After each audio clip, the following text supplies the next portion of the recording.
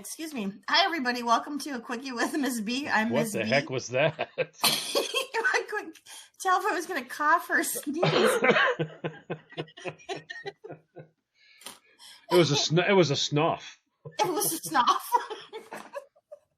Anyways, today's Tuesday, and all this week we are throwing out some random questions and answers for John and myself. And you're refusing to give me knowledge of these. She wants to do them on the air. Yes. On air reveals. So she knows I have no clue.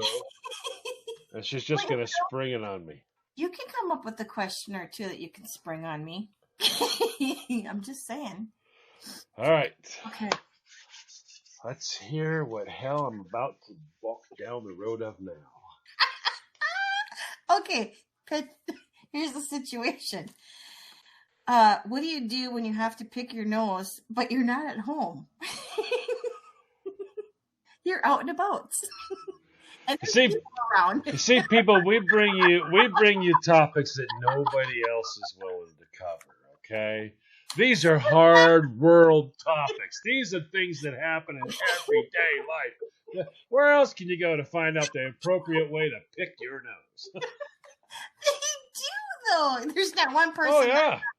Oh, no. Nobody can say that they haven't spent 5 minutes trying to figure out how to get their arm up to their elbow in there and get whatever that is out of there. But nobody can see. Yeah. I just can't quite reach. Well, yeah, I would have to say, since I'll give you some of the maneuvers that we all try first, and anybody who says they don't try it, you're lying. Because first there's the identifier, where you tap the outside of your nose to find out just where are we looking at? Where are we looking at here? I need to get a distance range here. Are we halfway up the nostril, or are we going up to the armpit? I mean, where are we at here? So once you've identified that, then you can kind of much try the nose pinch. The nose pinch. Every once in a while, though, your eyes end up watering on the nose pinch because there's something sharp in there. And you're like, whoa, now I'm crying. Ow. And then you're going to have to do the whole, you're going to do the wiggle there. And if that's not working, well, now you have to start planning. Because we might be talking about major surgery here. I need an OR prepped. Or a PR prep, the picking room. I need a PR prepped. I need PR implements. I got to scrub up to the armpit here. I mean, I don't know how far we're going. I'm not calling in people just yet. You're not going to phone a friend just yet. No, we don't know what we're dealing with yet. I might need stitches after this. I don't know. Oh my heavens! I guess you gotta. Oh, you're gonna. I'm gonna call it the exploratory. But the problem is once you cross the line to exploratory, we need privacy.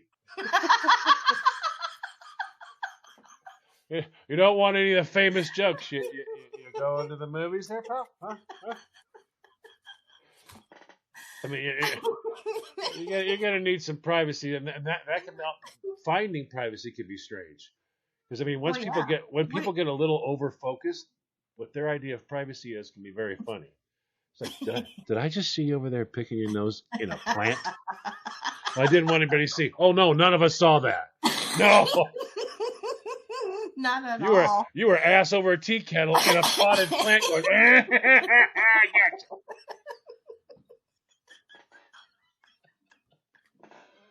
Yeah. I just gotta know, once you get it resolved, does your nose still itch after the fact? Oh, of course it does. But see, once you get it resolved, now we need a depository. Of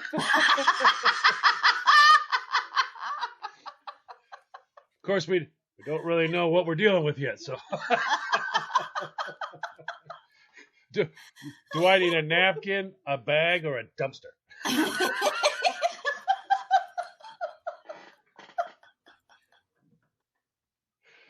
If I need a dumpster, we know they're stitches.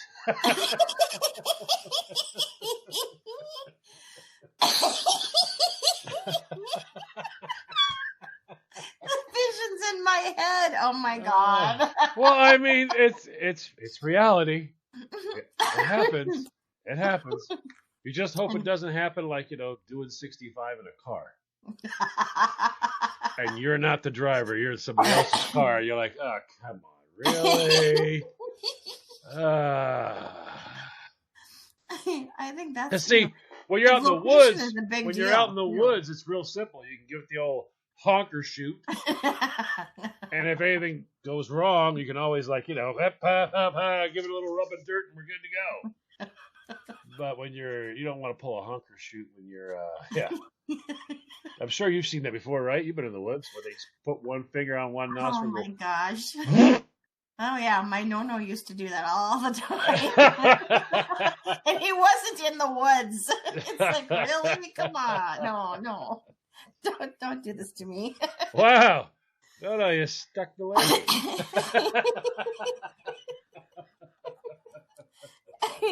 And on that note, I think I'm going to need a tissue. Back in a moment. Welcome back, everybody. You're listening to A Quickie with Ms. B. If you missed the first half of the episode, please go back and check that out. All this week, we're talking about just random question and answers. And today's question was, what would you do when you have to pick your nose, but you're not at home? Yes, ladylike. Woman of the city and not the country as me. What does one do when they're trying to behave appropriately? And you might be, I don't know, in the workplace at a meeting. Well, I have to identify it like you. So I'd have to be touching my nose or rubbing it to, figure out where it's located. Yes. Got to figure out what the size is, because size is very important. It could be a grain, could be a marble. Exactly. You got to know what you're dealing with. Are we digging with an Aggie here or what? These are things you need to know. Oh, yeah. You have to make that determination. So is it going to, are we dealing with something small? Are we dealing with something big? So then are you going at it with your finger or a back pressure? So I think that after you determine what the size is, then you know what you can do. Oh, so, please give us your options. Well, I think if I'm around other people, I would definitely try to get a Kleenex and just give a good blow, and hopefully it would come out in the Kleenex and bye-bye, we're done. But wait, hold on, I've got to know. As a lady, have you ever gone and got the Kleenex and thought, oh, it came out during the blow, and then looked at the Kleenex and realized there was a hole in it? Yes. You shot right through, and now you've got to do a locator. It's landed on my desk. That actually happened. I'm not kidding. Well, we got these Kleenexes at work that they're not very, how shall I put it? Good. They're not very good. They're not very durable. So I'm sitting there with another person in my office. Oh, there's a witness. Yeah. And I'm trying to discreetly identify, what size boogie I got going on in my nose. Figured it out, and I'm like, okay, well, I'll just take the Kleenex, I'll blow my nose, blow it out. Yeah, I blew so hard because I was really focused on getting this thing out of my nostril that I blew a hole through the Kleenex. And then the boogie landed on my desk. And now I have to kind of discreetly figure out how I'm going to wipe the boogie off my desk and throw it into my garbage without attracting the attention of the other I think person. You've already got the attention. So I just kind of took the other Kleenex and just went and grabbed that and threw that in the garbage and just pretended like nothing really happened. But we kind of had that look at each other's face, like, yeah, I know what just happened. I know you saw that. There was not word. Whenever you blow your nose and you get another Kleenex, you pick something up off the table. Yeah, pretty much lets everybody in the room know one got away. Yeah. Well, and then sometimes we got a runner.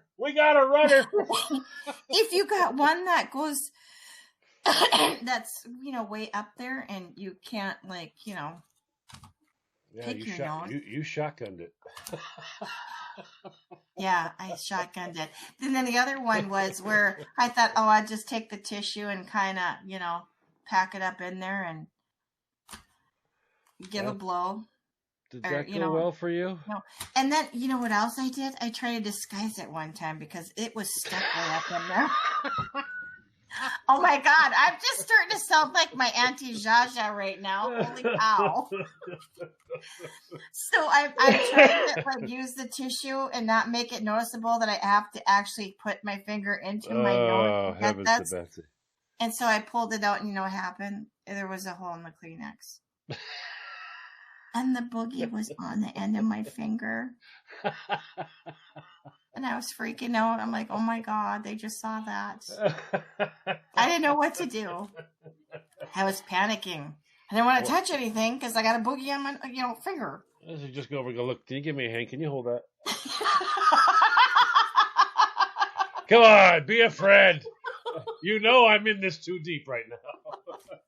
But it was okay until that moment when I realized that the finger went through the Kleenex, and then it was like, oh crap! But that wasn't the word that I used. She's like, most people use blowouts. I've punctured. I have breached the Kleenex. I have, when you think about it, I've had several different ways that I have breached that Kleenex. You need one of those alarms. We have a breach. Sir, there's been a breach. Warning, danger, Will Robinson. Someone's breached the hull. Incoming. That looks like oh my God, it's a finger.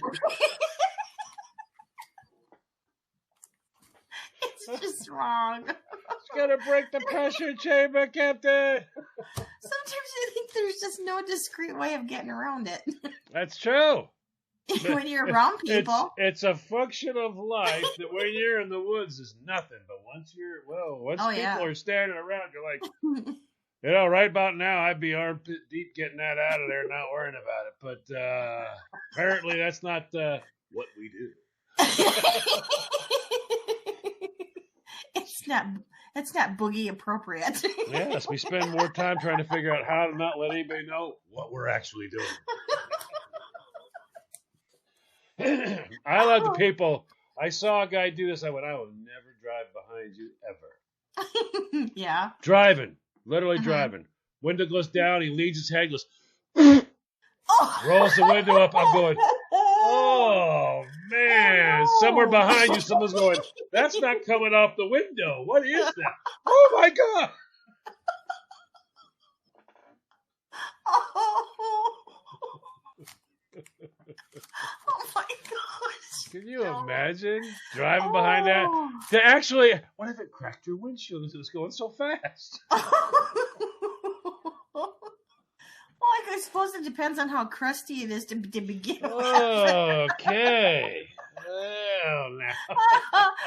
I'm just saying, and on that note, I'm just saying we need to be done with this topic.